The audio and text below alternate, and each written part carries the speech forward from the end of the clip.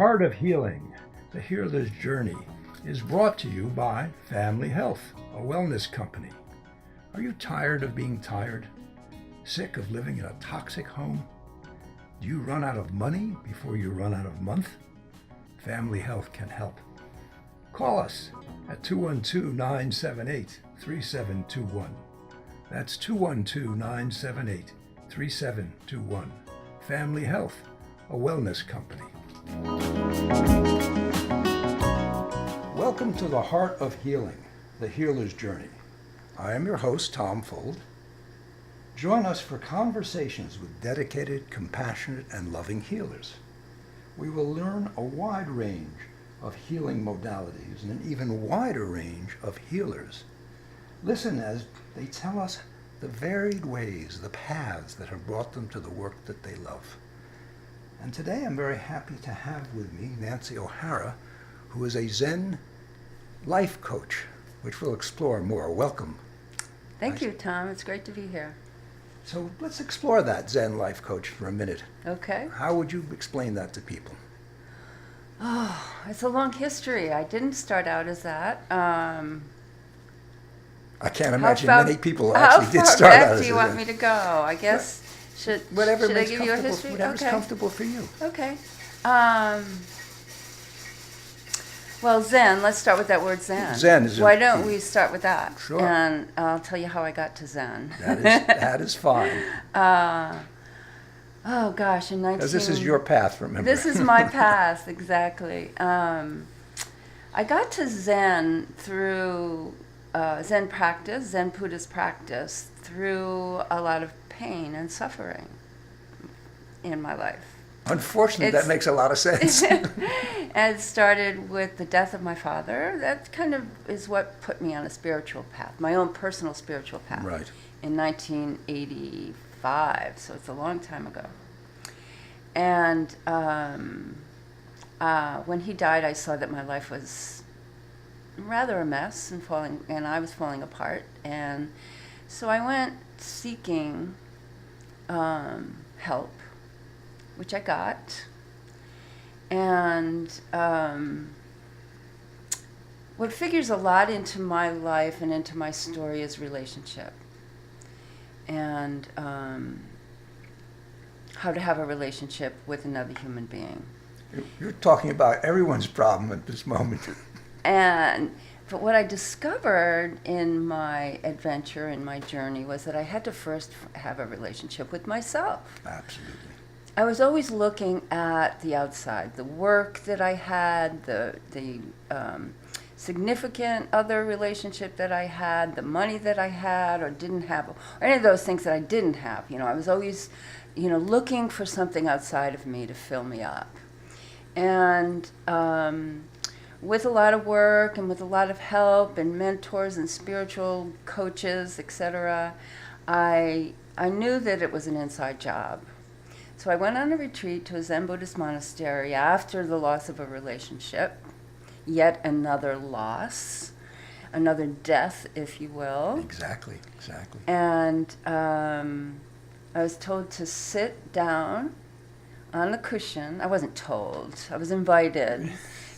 Advised, which is why I went up there, to sit down on this black cushion and just breathe and not move for 45 minutes. It was torture. That is torture. If you've never done that before, it's extreme torture. And I had never been, I realized after that I had never really been still in my life. Yes. I didn't know how to be still. I didn't know how to listen. I didn't know how not to be present. Or I didn't know how to be present. Yeah. I knew how not to be present. It was always looking ahead. Or I was either in the past with regret or in the future wondering what's next. So by sitting down and being still and being in the silence, I always also had a lot of noise around me. By getting to that silent place, it was as hard as it was, I knew that that's where the answer was. That's where my solution to my life problems were. And so my life began to change. And I continued retreating up to this Zen Buddhist monastery. I eventually spent an extended period of time there and thought, well, maybe I need to be a monk. Maybe that's the answer, to go up to the mountain and run away from everything. But I also knew that that wasn't the solution, that I had to be in the world. I was working for in the corporate world at that point, which was not fulfilling. What kind of work, if I may ask? First, I was in the garment business. Then I was in the publishing business. Okay. So that was sort of the end of my corporate career. I was in publishing books, which I loved. I actually loved that business. And I was in that business when I first went up to the monastery. I got fired from a job that I loved, which also was another loss. So loss and death and grief and all of that were huge teachers for me. And it helped me to surrender more to the present moment, to really what was happening in my life, to what was important, to who was important. And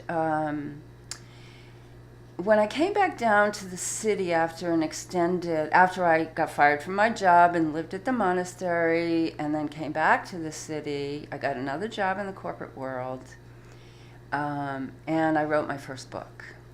Well, that's interesting. What was the subject of the book?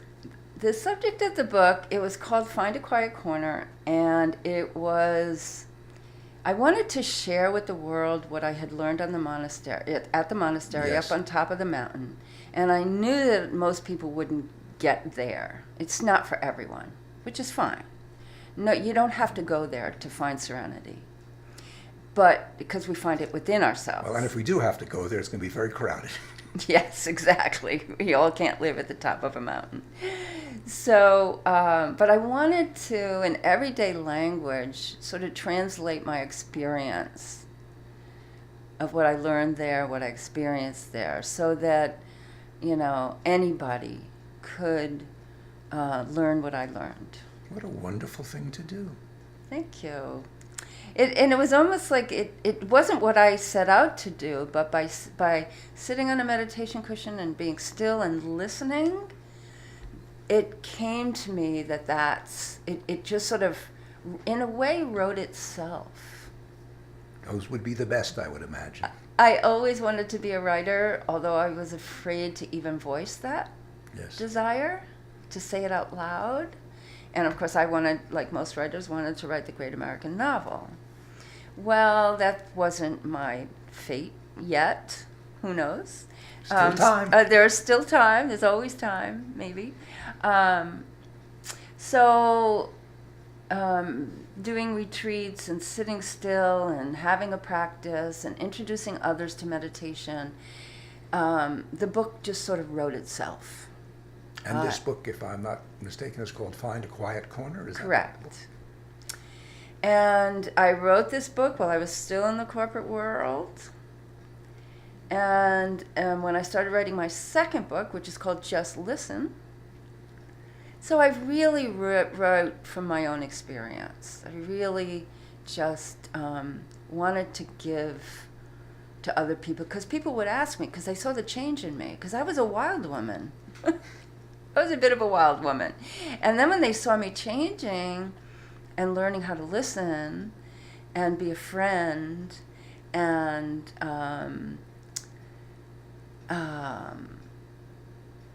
just know how to be present. To be present. That's very impressive. I mean, when you find somebody who is present, it's very unusual and very impressive. So I'm still learning, I must say. Aren't we all? And it's been many years. And people suggested that maybe you can bring a group of people up to the monastery. So I did that. So I started leading retreats because of what people were asking from me. And I learned through some other teachers that service is very important in one's life, that in order to keep something, we have to give it away. And so I started to do that. And so my books were written for myself. I was honing my writing craft while at the same time serving others. So by the time I wrote my second book, or was writing my second book, I knew it was time to leave the corporate world. It was harder to leave than to get fired, I must say. I can understand that. I was ejected out myself. I'm Yeah. not sure I would have left voluntarily. Yeah. So sometimes, that the worst things that ever happened to me, like the death of my father, the loss of a relationship, getting fired from a job, actually turned out to be the best things for me, because it woke me up and set me on a path that I wouldn't have necessarily stepped on had those things not happened. Yes, if you look back on it. Correct. And see how wonderful that has been.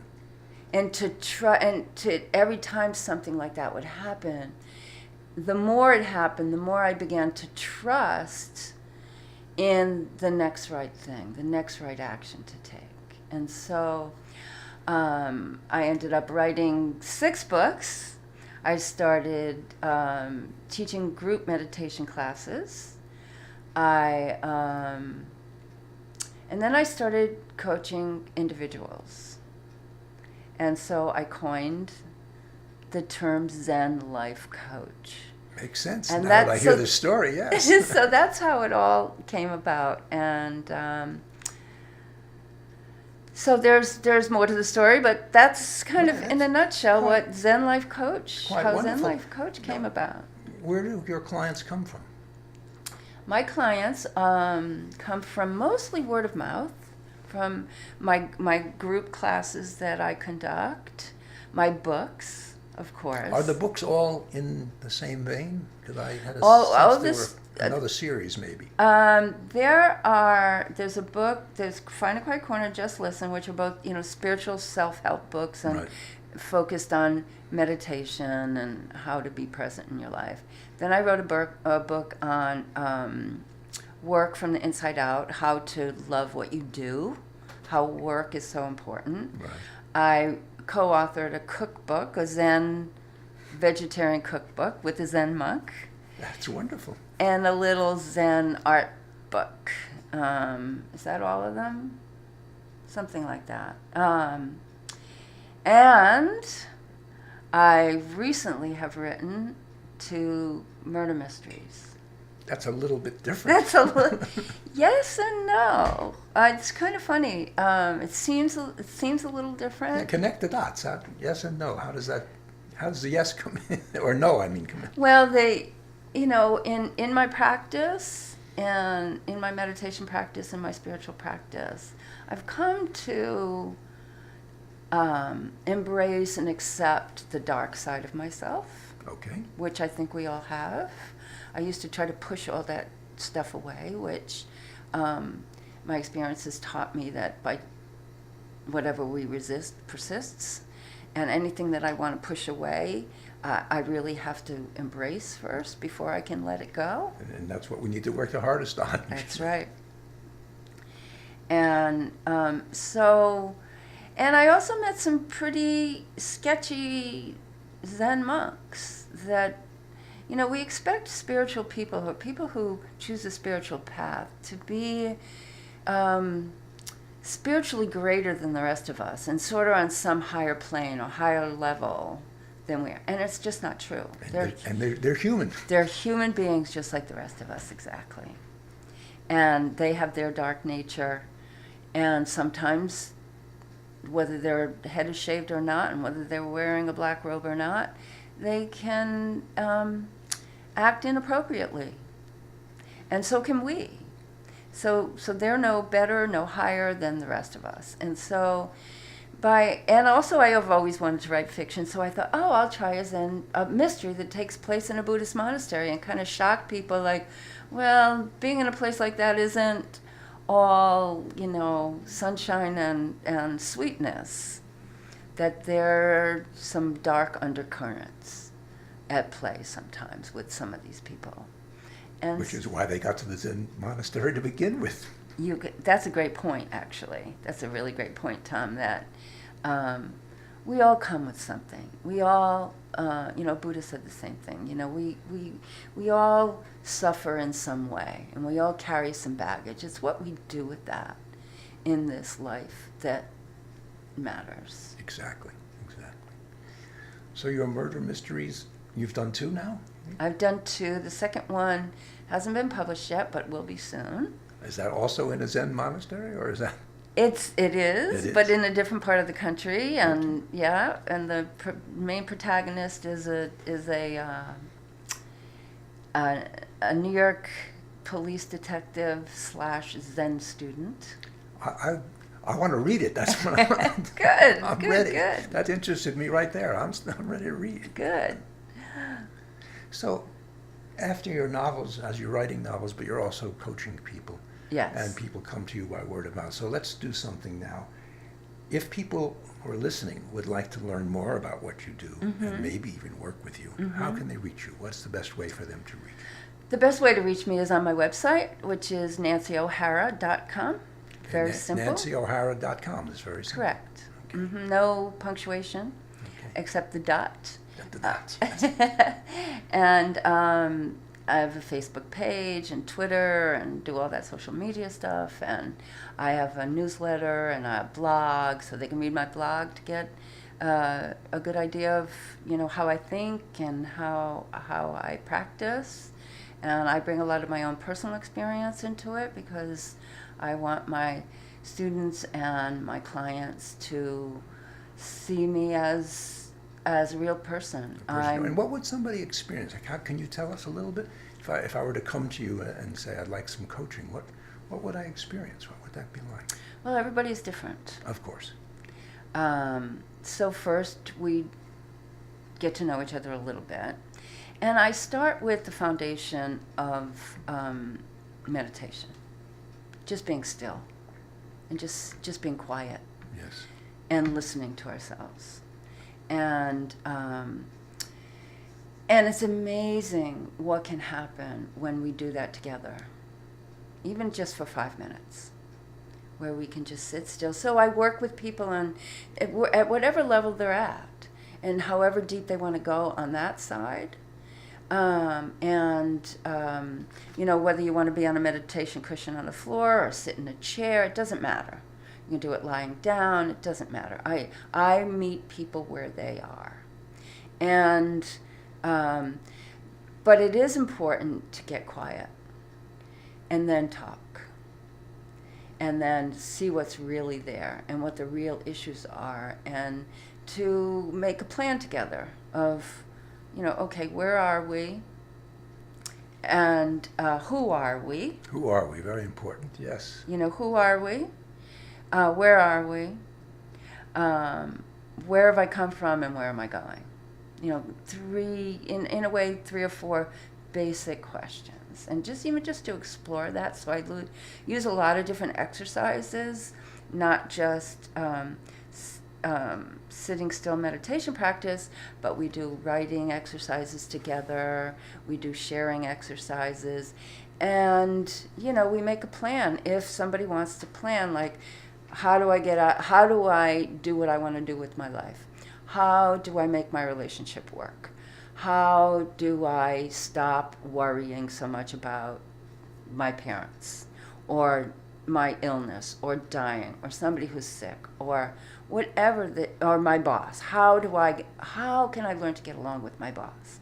Whatever the issue is, we explore it. We do exploration together.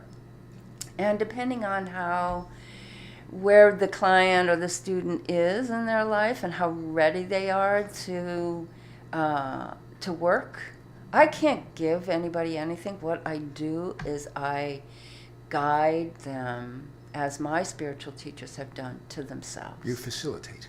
I facilitate, yes. And so rather than relying on me, they begin to rely more, or on anybody else, they begin to rely on themselves. To trust themselves, as Buddha always said. Trust yourself. Be a lamp unto yourself. So I help people to do that because so many of us just don't trust ourselves. I was going to say, that seems to be a challenge for anybody, to trust themselves. Like, can't you tell me how to do it? Can't you do this? Can't my wife or family or whatever? But you mean I have to do this? Yes. I need to trust me Yes. and to trust who I am. And that takes some effort, that takes some work, that takes willingness more than anything else. And that takes being at the right place in the right time. When the student is ready, the teacher will appear. Yes, obviously. So when someone comes to me, generally they're ready. Well, also many of the stories we hear on this show, people come to it after years of doing corporate work, years of doing something else, and then they're ready. Mm-hmm. Maybe they're helped by grief or something that happened. Right. Push them towards it, but then they are ready to begin that journey. Right. The next Exactly. journey. Yeah. Yeah. Yeah, I find that sickness, tragedy, the quote-unquote bad things. Yes. We live in such a dualistic world, good and bad, right and wrong. I try to, and Buddhism tells us that to try to stay to the middle path, to accept the good and the bad. That it's a circular kind of phenomenon, that you can't have good without the bad, and vice versa. You can't be healthy without sickness. And certainly some people, I've heard many stories and talked to many people who have everything and are miserable. And Exactly. They have all this great stuff. And they have stuff. They don't have everything. Yes. They have stuff. And that's what we think, and advertising, and you know about that. Absolutely. That the advertisers tell us, well, if you get this car, or if you buy this lottery ticket, or if you get the right job, or whatever. Or if you're eating at that restaurant. Or this food, or, that will bring you happiness. And happiness will or come listening to this music. Not that music is a bad thing, but, to have music on all the time so that you can't even hear yourself think. Or as with teenagers today, to be using the phone all the time, right. or the Twitter or the texting all the time. Right. And I use the word mindfulness often. I work with mindfulness. Like, what is mindfulness? And it's about being present in the moment with whatever is happening. And often what being present for is not that pleasant. Correct. And so that's why we run away, I assume. We try to run away. We'd like to run away. We yes. can't. Yeah. That's the thing. We can't Because it's not outside of us, it's within us. And sometimes it's not as bad as we think it is. I also volunteer in a hospital right now, talking to people who are sick and suffering, really sick and suffering. I see so much life there with these people who are, attached by wires to machines, or have gone through serious surgery, or their bodies rotting away here and there, but there's so much life and spirituality in that they're so much more alive than a lot of the people I see on the street, listening to their phones, or talking on the phone, or texting, or doing whatever. Not that that's a bad thing, but it's all about doing even that mindfully. Yes. Obviously, being brought up short by something like a disease or operation or something can bring you to that place of what's happening here and what am I doing? Right. But it is also, as you say, to do whatever you're doing mindfully. Right. Whether it's advertising or whether it's, listening to the radio or phone, whatever. Exactly. And being in the corporate world is not necessarily a bad thing. There are good things happening out there, and we need them. They're not people, in my opinion, corporations, but there are a lot of wonderful people there. And so leaving the corporate world, even though that was my choice and what I did, is not the right thing for everyone. And mindfulness could happen in corporations too. Absolutely. I've brought meditation and mindfulness to corporations. That's wonderful. And it's amazing what can happen to bring that kind of modality, to that modality into the corporate world, where people actually begin to pay attention, like, who is my coworker here, and why are they in a bad mood today, and what's going on, and to have more of a group effort too, and to come from a place that's not just money oriented. And it's particularly important because you're there 8-10 hours a day. Exactly. And you're there every day of the week, and sometimes so, Saturday. And so many of them live for the weekend, or live for when they 5 o'clock. Right. And that's no way to live. Yeah. So it's about teaching people how to be present, even in a job that may not be as fulfilling as we'd like it to be. But to see what is there that can sustain us and fulfill us in a way that we never thought possible. And I also would imagine that if you can be present for that, you might be present for some of the inner ideas of what is it that I really want to do. Exactly. What would really satisfy me once I know who me is. Exactly. And, so a lot of people say, well, I'm not happy in this job, so I'll get another job. I just switched to another company. And that never works. It doesn't, well, sometimes it might work for temporarily. Yeah, the first couple of months probably seemed great. But it's not, so I always guide people, well, let's just stay where we are for a moment and explore this. So it's a lot of exploration that goes on, internal exploration, and a lot of external exploration as well, to bring the two of them together, to create harmony. Harmony with the inner and the outer world. Very important, very wonderful when you can do that. The moments that you can have that. And you know what, though? You said it, moments, because it's not something that we get and hold and keep. And I suspect that's part of the concern that people have, which is, I had it a minute ago, but now it's gone. Except when we come to accept that it's going to be there if we work at it, and if it'll go away, then it will be there, then it will go away. Well, and it's always changing. And it could be, and if we think, well, that's it, then we might be shortchanging ourselves. Mm-hmm. Because it could be something even more or better, or, I hate to put those words to it because then that's like a cheat, searching. Well, and for people that. have a definition in their mind already of what more and better is. Exactly. Yeah. And it's different when you have a situation where something you might have called not so good feels really like that's the right thing at this moment. Yeah. And come to appreciate that. So I actually tell or recommend or invite people to be grateful even when bad things happen. I know, and that's so hard to It's stressful, grasp. hard for people to grasp, definitely. Especially in the moment. Yeah. In hindsight, it's easier, but when you're in the moment, it's like, okay, thank you, universe, for sending me this, person in this line that I'm waiting on who is just talking too loud or being obnoxious or whatever. Whatever it is. You've clearly identified a piece that people often run across and would find hard to accept as beneficial. Right. As grateful for this. Right, but what can we learn from this? What can we learn about ourselves when we react to something like that we want to push away? Usually I find out how judgmental I am. Exactly. And that's a good thing to know. It's important to know. So then, you take a deep breath. And it always comes back to that. I was asked once on a radio show, what's the secret of life? The end of the whole show was The secret of life. Good. If you can give me that, I'll be happy. So I was like, well, of course I wasn't given this question in advance. So I was like, but as soon as he asked it was like, breath. That's the secret of life. That's it. That's what gives what us life. We have.